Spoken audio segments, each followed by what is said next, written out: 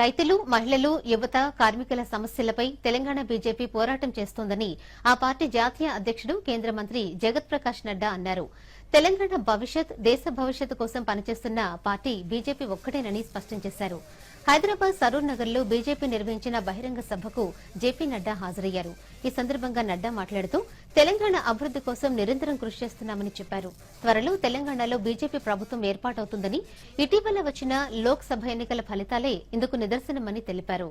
BJP, Congress పార్టీల పనితీరును దేశ ప్రజలు గమనిస్తున్నారని, అందుకే మూడోసారి మోదీని ప్రధానిని చేశారని స్పష్టం చేశారు.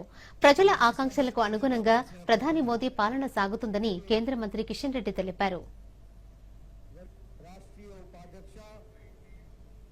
कि भारतीय जनता पार्टी तेलंगाना के शाखा ने यह तय किया कि वर्तमान सरकार जो कांग्रेस की सरकार तेलंगाना में रेवंत रेड्डी के नेतृत्व में चल रही है, इसके अन्याय को, इसके धोखा को और झूठ और फरेब पर बनी हुई सरकार को बेनकाब करने का भारतीय जनता पार्टी ने तय किया।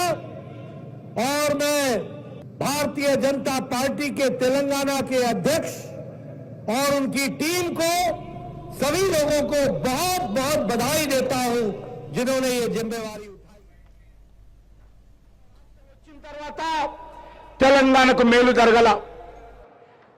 టిఆర్ఎస్ పార్టీ హయాంలో తెలంగాణ ప్రజలు ఏ ఆకాంక్షల కోసమైతే, ఏ లక్ష్యాల కోసమైతే బలిదానాలు చేసి తెలంగాణ తెచ్చుకున్నారో ఆ లక్ష్యాలు సాధింపబడలేదు.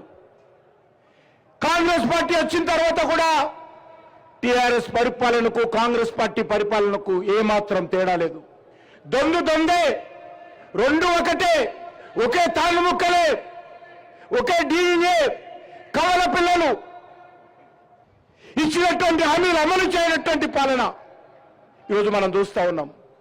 అందుకే ఈరోజు రాష్ట్రంలో నిజమైనటువంటి మార్పు రావాలంటే తెలంగాణ ఉద్యమకారులు, తెలంగాణ ప్రజలు, తెలంగాణ మేధావులు వాళ్ళ ఆకాంక్షలకు అనుగుణంగా ఈ రాష్ట్రంలో నిజమైనటువంటి ప్రజాప్రభుత్వం రావాలంటే అది ఒక భారతీయ జనతా పార్టీ ద్వారానే సాధ్యమవుతుంది.